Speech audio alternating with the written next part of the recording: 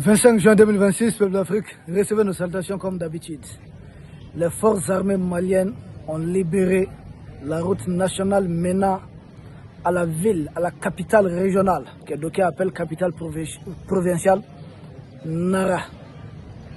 N'en déplaise aux médias propagande de la jeune française, parce que depuis là, surtout il y a un compte là derrière lequel on dit qu'il y a un Congolais. J'ai dit, mais mon frère, chez toi les M23 sont en train de tout faire. Nous autres Africains, nous faisons tout pour que la RD Congo puisse triompher de cela. Au même moment, toi, tu choisis d'être aligné derrière Emmanuel Macron, derrière une page, vous allez voir quoi, France, je ne vais même pas parler de la page. Mais c'est triste, c'est aussi ça l'Africain. Si vous avez vu comment est-ce que nous avons été esclavagisés et colonisés, ne vous demandez pas beaucoup de questions. Les mêmes logiciels continuent d'être utilisés. Il suffit de trouver certains d'entre nous, certains Africains, qui sont facilement manipulables. Et ce sont eux qui font malheureusement les jeux de l'ennemi. Peuple d'Afrique, la rue de Nara, ça faisait plusieurs mois qu'aucun bis n'osait passer par là, parce que les terreurs, vous savez ce qu'ils font? C'est des engins explosifs qu'ils essaient d'improviser en chemin. L'armée malienne, appuyée par les alliés russes, ça fait déjà plus de 3 mois de cela qu'une grande campagne aéroterrestre a été lancée autour principalement de la localité de Kuala. Plusieurs cibles terroristes ont été neutralisées. Tout au long du trajet, en profondeur, de part et d'autre, même quand vous dépassez là plusieurs kilomètres, plusieurs dizaines de kilomètres jusqu'à vers Sebabougou, vers Djoumara, partout où il y avait les nids des terroristes, les forces armées de défense et de sécurité sont en train de les pilonner, de les neutraliser, de les bombarder. Donc on a d'abord cassé les reins à ce niveau, ce qui a facilité maintenant la pénétration des troupes au sol. Et nous commandons nos forces spéciales et d'autres unités conventionnelles ont pu faire le va-et-vient à plusieurs reprises avant de permettre de déclarer ouverte la route qui mène à Nara. Plusieurs bis sont arrivés. Nous voulons que cela soit peut-être continuel, mais ça dépend de l'état-major, parce qu'il s'agit d'opérations.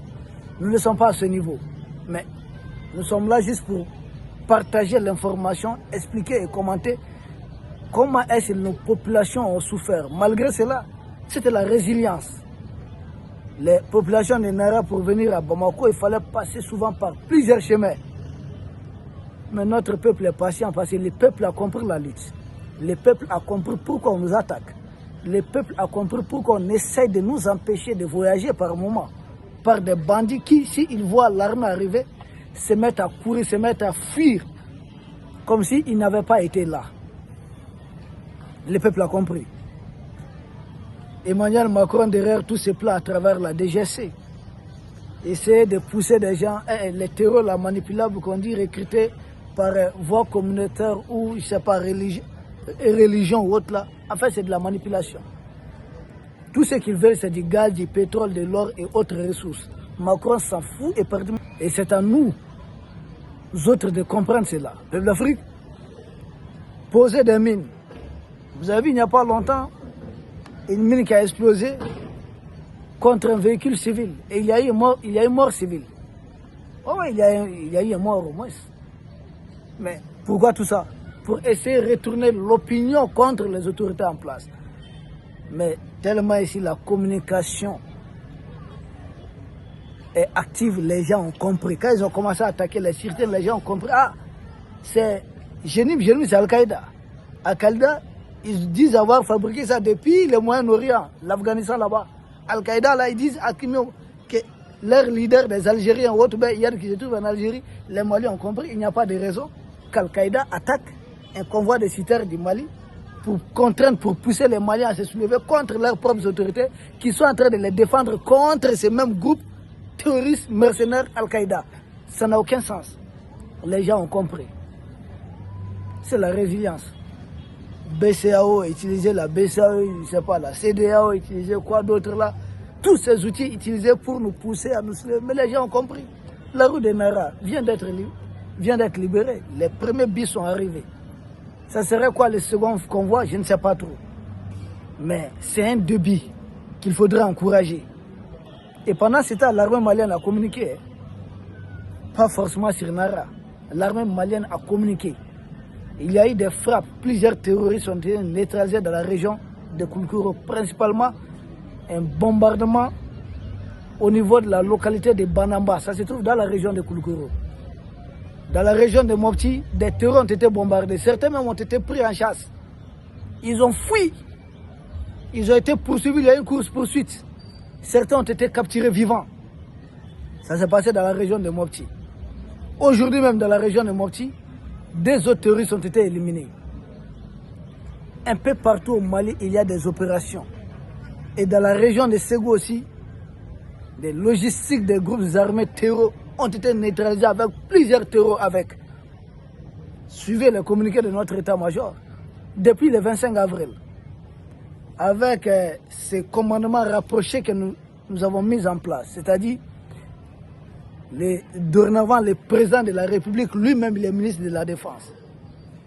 Celui qui était chef d'état-major est dorénavant le ministre délégué auprès du ministre de la Défense. L'ancien chef d'état-major est dorénavant ministre délégué auprès du ministre de la Défense. Donc, une façon de prendre des décisions très rapides.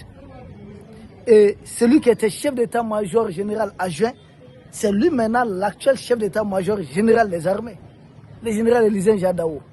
Donc, on a raccourci des choses. Le commandement, on comprend on a tellement facilité la chose, les décisions sont prises très rapidement. On a mis de côté une certaine lourdeur au niveau des décisions. Et c'est ce qui porte le fruit. Il n'y a pas une seule journée qui passe, ou une seule nuit, sans que des terroristes ne soient éliminés quelque part au Mali. Demandez, ils avaient juré qu'ils vont mettre les bloquistes sur toutes les routes du Mali. Demandez-leur où est-ce que nous en sommes avec leur fameuse histoire de bloquistes. Demandez-leur. Ça se passe comment? Beaucoup de terroristes ont été éliminés. Et je vous assure que la route qui mène à Kita est l'une des routes la plus sécurisée.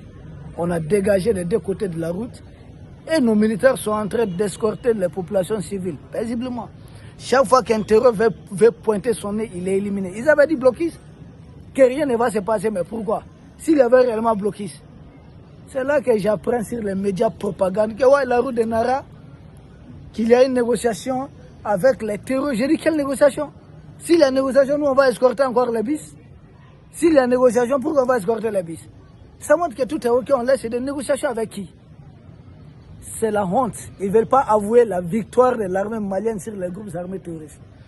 Et pour eux, la meilleure façon de manipuler l'opinion des gens qui ne sont pas très bien informés. Ah oui, non, il y a une négociation entre voilà, des autorités coutumières et des groupes armés terroristes. Il n'y a pas une négociation. Il n'y a rien eu. C'est l'armée malienne qui a écrasé les groupes armés terroristes.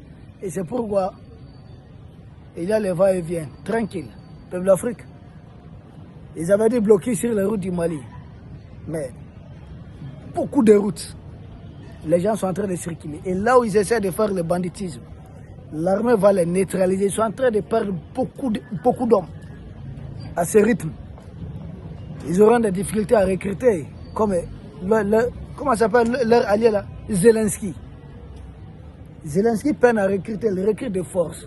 Les terroristes ont même commencé cela ici. Ils essaient de recruter certaines personnes par de force. Mais là aussi, nos forces de défense et de sécurité mettront fin à ça.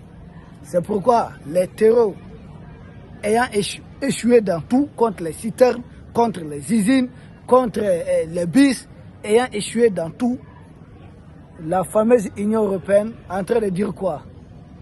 Que non, il y a l'insécurité en Afrique de l'Ouest et cela menace l'Europe. Et une façon de dire, c'est nous qui avions, c'est eux qui avaient envoyé les groupes armés terroristes attaquer les pays de l'Est. Les groupes armés terroristes ont échoué. Donc ils veulent s'afficher maintenant au grand jour, l'hiver noir. Vous vous souvenez de cette expression de son excellence, les camarades? D'ailleurs, le capitaine Ibrahim Traoré, vous vous souvenez de ça? L'hiver noir qu'on avait annoncé. Les parrains des groupes armés terroristes disent être menacés.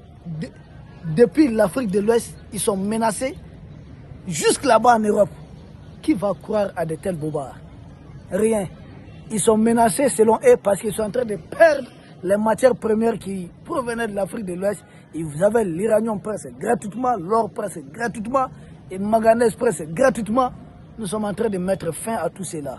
C'est pourquoi ils disent qu'ils sont menacés. En réalité, ce ne sont pas les terreurs qui les menacent. Le fait qu'ils sont en train de perdre la main sur nos ressources qu'ils étaient en train de voler, de piller. Peuple d'Afrique, nous vous remercions. Nous espérons vous retrouver demain pour un autre sujet au sommet de l'actualité. Merci.